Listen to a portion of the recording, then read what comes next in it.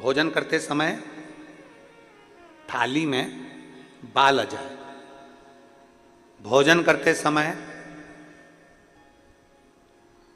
एकदम खाते खाते गले में मिर्ची लग गई, हिचकी चलने लगे, भोजन करते समय एकदम ठसका लग गया, अटक गया भोजन, पानी अटक गया। रोज प्रतिदिन भोजन में थाली में बाल आ रहा है, प्रतिदिन ठसका लग रहा है, प्रतिदिन अगर तुम्हारे हिचकी आ रही है भोजन करते समय, प्रतिदिन आपके साथ में ये क्रम हो रहा है, तो समझ लेना कि तुम भोजन करते हो उस समय पर आपके घर का कोई पूर्वज कोई भूखा या प्यासा जरूर रह गया है, जिसके कारणवश वो हमको भोजन के समय पर बहू को या बेटे को याद करता है।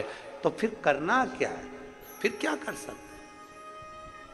हिचकी आ रही है, भले मिर्ची खा ली, मिर्ची ना खा तो भी हिचकी आ गई, ठसका लग गया भोजन करते समय, और रोज लग रहा है, हर 2 दिन में, हर 3 दिन में ठसका आ जाता है। भोजन करते समय हर 3 दिन में थाली में बाल आ जाता है, भोजन करते समय हर 2-3 दिन में थाली में बाल पड़ा हो जाता है, हर भोजन करते समय हमारे को कुछ ना कुछ हिचकी चलने लगती है। हर 2-3 दिन में अगर ये क्रम हो रहा है तो समझ लो हमारा कोई पूर्वज, हमारा कोई पितृ, हमारे घर का कोई पूर्वज जो है कि नहीं है, वो हमारे को कहीं ना कहीं से भूखा है और भोजन का भाग मांग रहा है। फिर एक प्रयास करके देखो, फिर एक प्रैक्टिकल करके देखो, फिर एक प्रयास करें।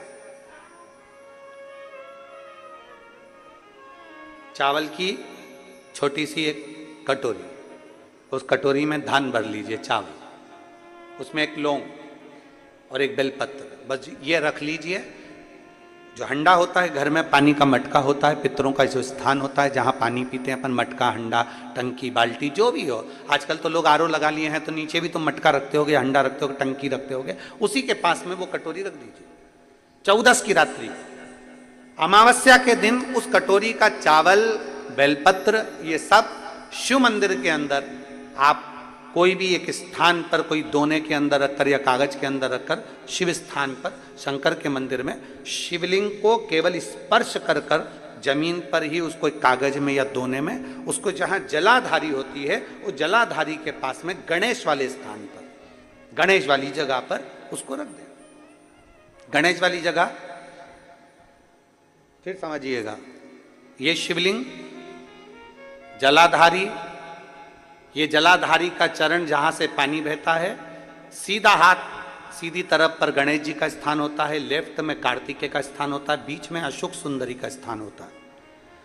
शंकर का शिवलिंग, शिवलिंग के ऊपर जो जलाधारी लगी होती है, जलाधारी में से एक एक बूंद जो पानी नीचे गिरता है, ये शंकर भगवान की 5 लड़कियों का स्थान होता है, जया, विषहरा, शामली बारी, दौतली, देव। शंकर जी की 6ठे नंबर की लड़की का स्थान बीच में होता है, जिसका नाम है अशोक सुंदरी।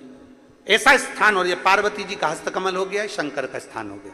तो जब हम वो अन्न रखते हैं, जब हम चावल और एक बेलपत्र और एक लौंग जो रखते हैं, वो हम गणेश जी वाले स्थान के साइड में रखते हैं, नीचे की ओर रखते हैं उसके स्थान। कई लोग एक प्रश्न करते हैं, गुरुजी आज सावन की शिवरात्रि, हम रात्रि को पूजन करेंगे 7 बजे शाम को ऑनलाइन, तो हम मट्टी के शंकर जी बना रहे हैं, तो क्या हम नंदी बनाएं?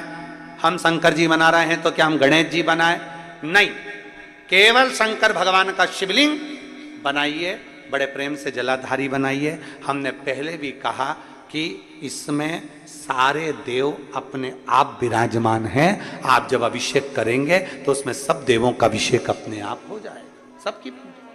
हाँ, पूजन के सामान में 3 सुपारी लिखाई है, उसमें से 2 सुपारी में से एक गणेश जी, गोरा जी अपन बनाएंगे, उसका पूजन करेंगे, और 1 सुपारी से अपन संकल्प छोड़ेंगे।